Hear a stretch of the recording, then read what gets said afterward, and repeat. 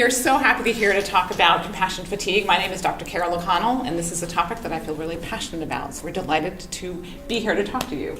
So we know that you guys work in an environment and in a field in which you're really helping and serving others. And although there's wonderful things about that, that can really take a toll on us. So this video is about helping people learn how to manage some of those feelings. So here are some things that might happen. So do you ever have clients who don't necessarily really want your help? Who maybe put themselves in danger unnecessarily? Who are dependent on you for directions when they kind of could do it themselves? And maybe take their anger out on you? And do you have tasks that sometimes seems too heavy? Like it's just there's a heaviness about doing what you're doing.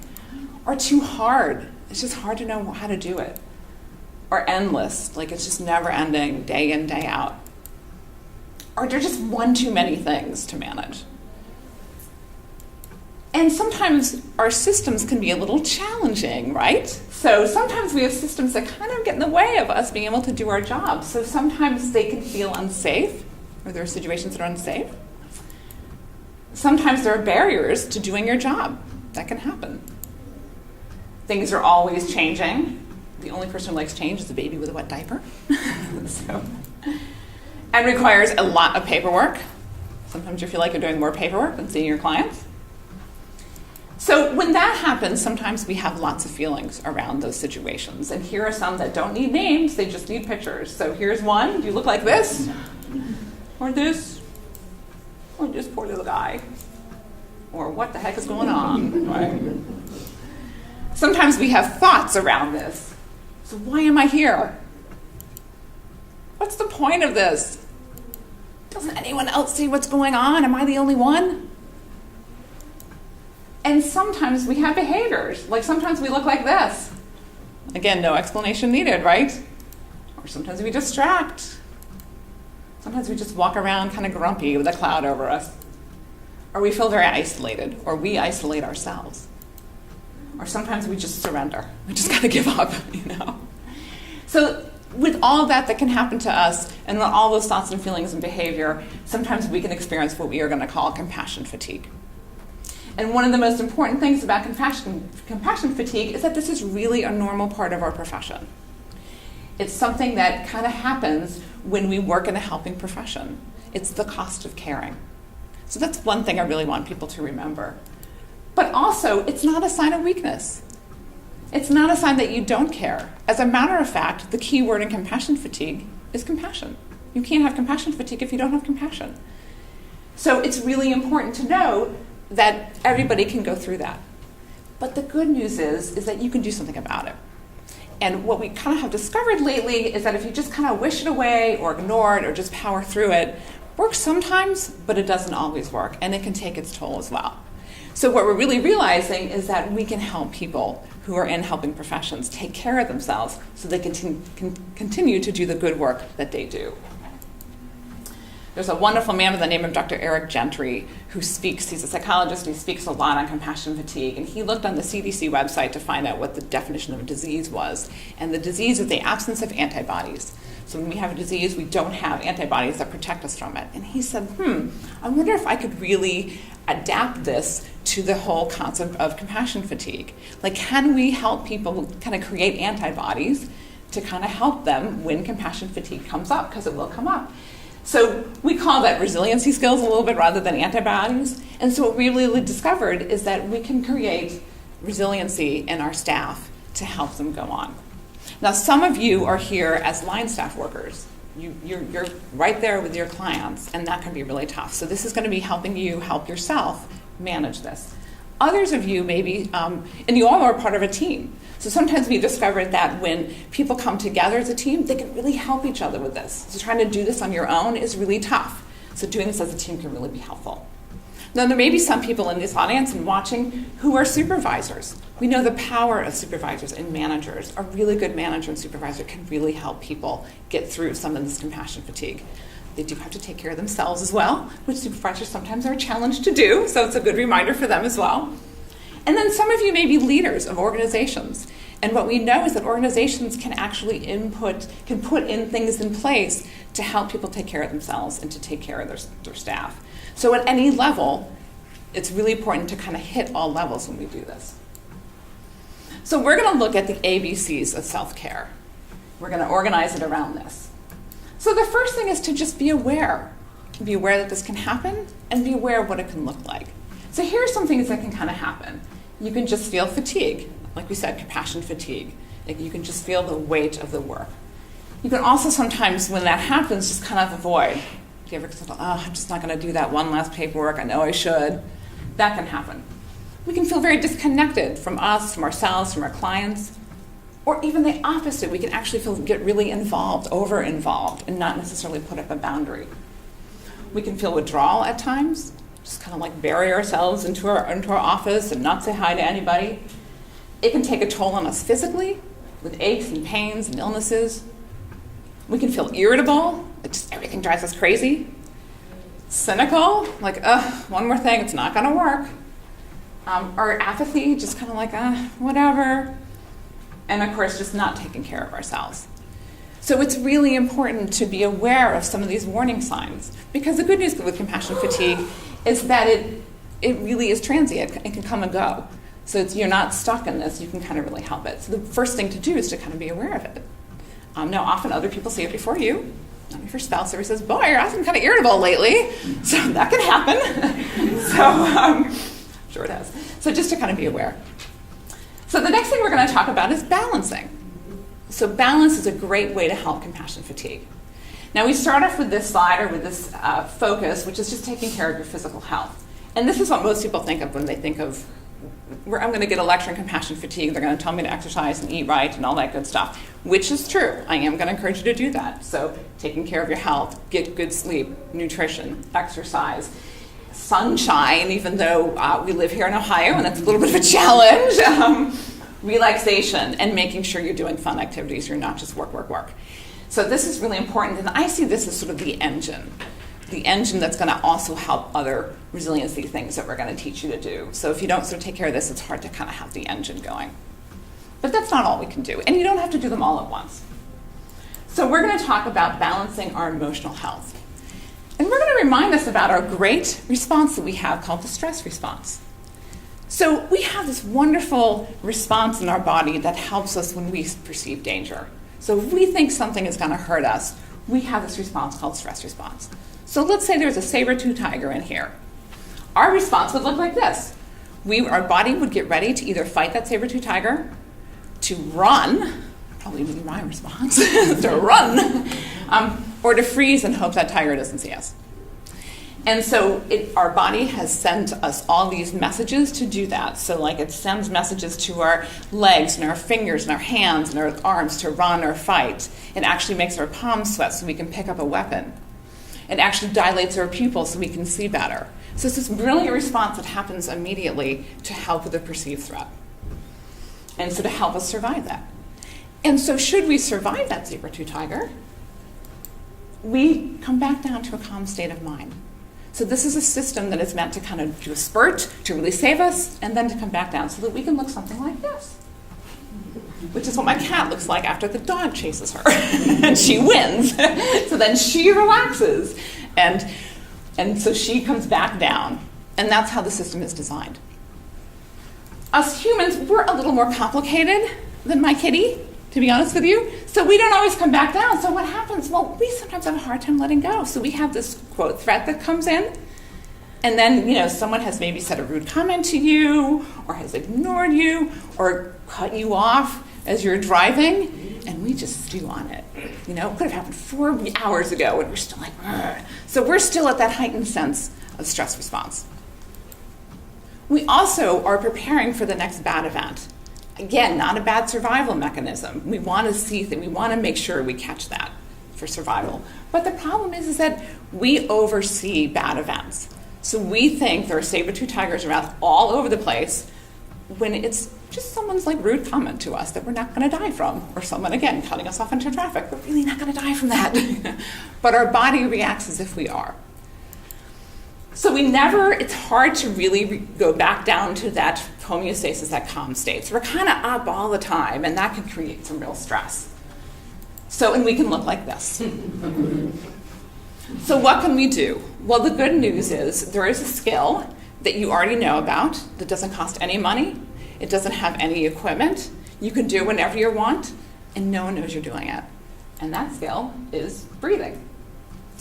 However, so the other thing that can go wrong if we stay stressed is that we lose our ability to connect with our frontal cortex. So this is our front part of our brain. We're back here in stress land. And so the front part of our brain helps us make decisions, and it helps us plan, and it helps us do reasoning, and it's also where our values and our moral code lies. So that when we're in that stress response, we respond from back here, and we ignore all this up here. So I don't know if that's ever happened to you when someone really made you angry, and then you said something, and later on you were like, oh, I can't believe I said that. I feel bad about that. I normally don't say things like that. Well, that's because you're kind of not connected here.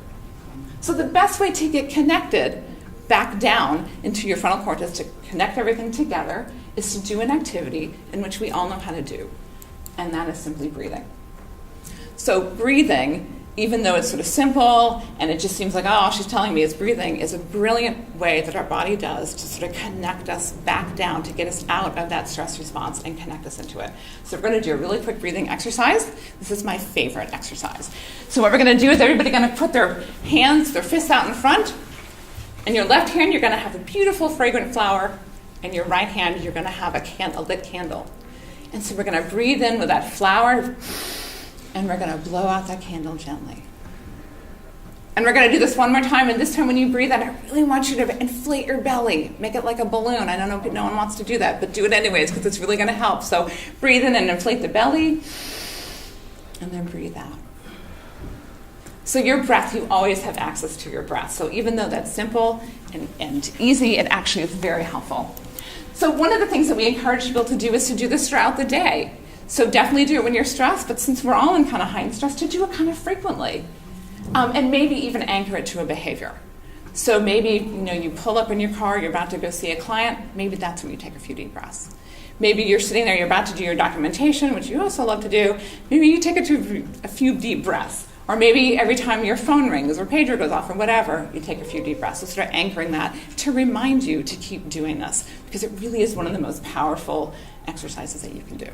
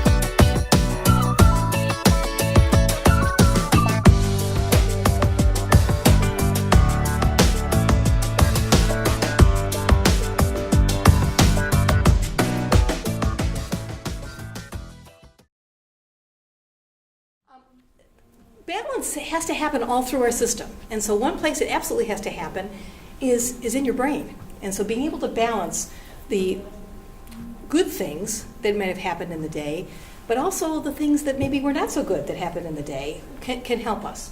So an exercise that you can do for yourself is figuring out what 3 good things have happened in the day. And I know that we're just past the lunch hour and the day is not over yet, but in the interest of time, what are 3 good things that happened today? Can you think of even 1 good thing that happened today? So just take a couple seconds to do that. And this could be very subtle. It could be somebody who smiled at you, somebody who said hello, a cup of coffee, whatever that was. So that the fact that it's spring and you noticed how green it's getting outside. All right. So just imagine that in your brain. And I can see that as people imagine it, I see some smiles, I see some remembrances of something good that happened. Again, it just outweighs some of that negative, because I'm sure that today has had some downfalls as well. Also, balancing your spirit is very important too. And this particular quote is really very effective. It's not happy people who are thankful, it's thankful people who are happy. Now, when something happens that makes us happy, we are thankful. That does happen. But the reverse is also true. Practicing gratitude is a very powerful tool that you can use. So let's try something a little different at this point. If you can think of 1 thing in your life that you're grateful for, do that right now. Something that you're grateful for. Again, and as I look at you, I see some smiles, I see some reflective glances, something that you're thinking about that has brought you down in a way to make you really feel much more peaceful. I want to talk about connections.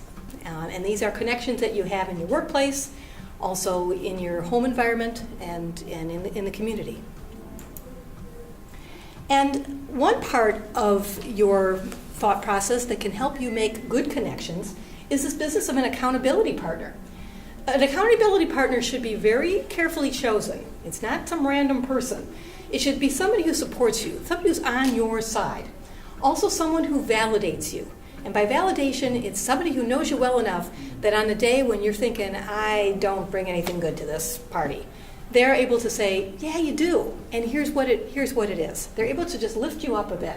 But also, they know you well enough, and you know them well enough, they can call you on your stuff. If you're being overly negative, if you're not being a problem solver, if you're just going on and things are bigger than it should be, this is somebody who can kind of go, wait a second. And that's the kind of person that you need as an accountability partner. So what do you want them to do? Well, first of all, they need to be a good listener. And you may actually have to train them. You may have to say, you know what? I don't want you to talk back right away. I just want you to listen to me. That's a very, very important thing for people to be able to do for us. And sometimes we have to tell them to just zip it until we really had a chance to talk. Those of us who are helpers oftentimes want to jump in and help others. And so sometimes that listener can jump in at a time when you don't necessarily really want them to offer input. But eventually you do. You want to give them to share insights and thoughts and what are they hearing from you, and really be able to reflect back what it is that you've been saying. Also, you want them to gently correct anything that they're hearing that they think you might want to take a look at, some erroneous beliefs. Especially when it comes down to something that you could do something about or something you could try that you've decided, oh, I'm not even going to go there. Well, your accountability partner might cue you in a little bit different direction. And they remind you to breathe. And they remind you about self-care. They remind you to go to bed early. They talked about what are you going to do this weekend? What are you going to do for you before the end of the day? What do you have to look forward to? An accountability partner will help get you out of your head and help move you on in a self-care direction. Well, where do you need these people? Well, it's good if you can have one at home, and sometimes you can, sometimes you can't, but somebody who's outside of work. That is your accountability partner is very effective. At least one at work. And this can be very effective because these people not only know you, they may very well know the job that you do. They may know the players, the people that you're interacting with, what the documentation looks like that you have to do if that's something that's stressing you out. So being able to have more than one accountability partner is an important thing. Another part of connections is reconnecting. And where we reconnect is when we go home at night. And what's very interesting about reconnecting is that even though we're very happy to leave work and we're happy to get home and we're happy to make that drive, sometimes those can be very stressful. It can be tough to leave work. It can be tough to get out the door. It can be very hard when you get home. It's not always hearts and flowers coming home. There may be tasks to do or people that need you in ways that they can't necessarily set aside because you're feeling stressed. And getting home can have to do with a commute that can be stressful as well. So there may be some negative situations and some positive situations. It's good to have a sense of what triggers negative thoughts and positive thoughts for you within those three areas. And we're going to talk about these in a second here. So let's talk about leaving work. It's not a bad idea for you to identify some of your accomplishments, just as you're packing up. What did I do today?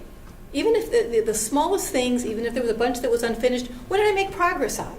To be able to think about that in a way that's useful for you might be something that will help you in that transition process. Sometimes people do the 3 good things exercise. What are 3 good things that happened today? That's a good time to do it. Other folks really derive a lot of benefit from thinking about the work that's not finished and putting it in a container. They can wrap it with chains, they can put packing tape around it, they can put it in a box, they can kick the box, whatever they want to do in their heads, but they contain it. And some folks have an ending of the day ritual. They may clean off their desk a little bit, pile things up, move things around, put the chair in. My favorite end of the day ritual, I'm fortunate enough to have an office, I do a little bit of a purposeful door slam, kind of like boom.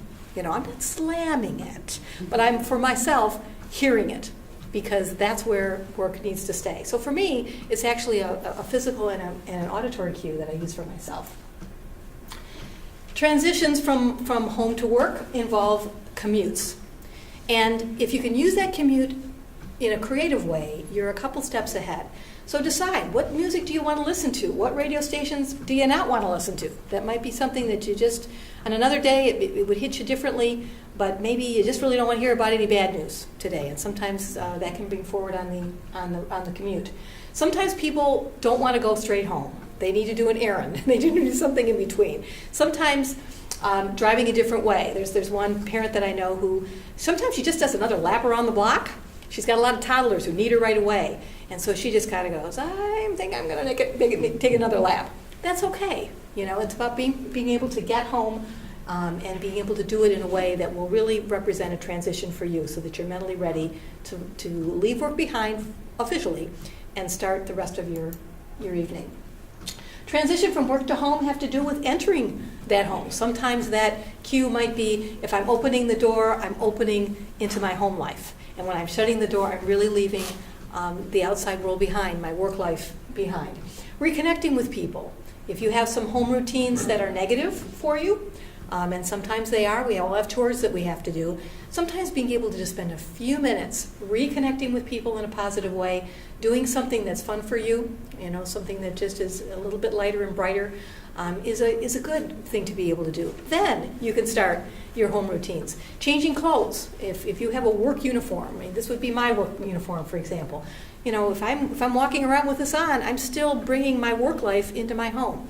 Changing my clothes changes my brains a bit. And of course, intentional gratitude. You're home. And value that and be able to say, okay, this is what home means to me. I need to say something in my own mind that helps me really value my work day is over and my home life has begun. So what strategies can you try? We've talked about lots of them here. Some of them are things you can do tomorrow. You could do breathing this afternoon if you chose. And you could make some decisions about that. Some of them you may want to plan out a little bit more. You may want to think, all right, well, what do I want to do about my commute? What do I want to do about my transition to the home environment? Some of them you'll have to really think about. An accountability partner would be a good example of something that's done with a bit of a stretch. You got to think, what person do I want to pick? How am I going to instruct them in a way that's important for me so they really are able to be a good accountability partner? And remember this. While you're making a difference in someone else's life, and all of you are, not just the folks in this room, but everybody who will see this video, you're part of working with a very difficult population, you're part of that workforce, and you're making a difference in their life. But while doing that, you can also develop some strategies and skills that will make a difference in your own. And our hope is that you will begin to do that and take some of these ideas to heart. So I want to make sure that I provide thank yous. This is how to get in touch with Dr. OConnell and I. We have the audience here and folks from the Blick Clinic who arranged this. We have folks from the Ohio Department of Mental Health and Addiction Services who have been so helpful in getting funding for this. And of course, the Department of Developmental Disabilities that really championed the idea that this is an important topic for folks in your field, and we really want you to have something special just for you to represent the efforts that you make, as well as refreshing the energies that you put into your work. So thank you very much.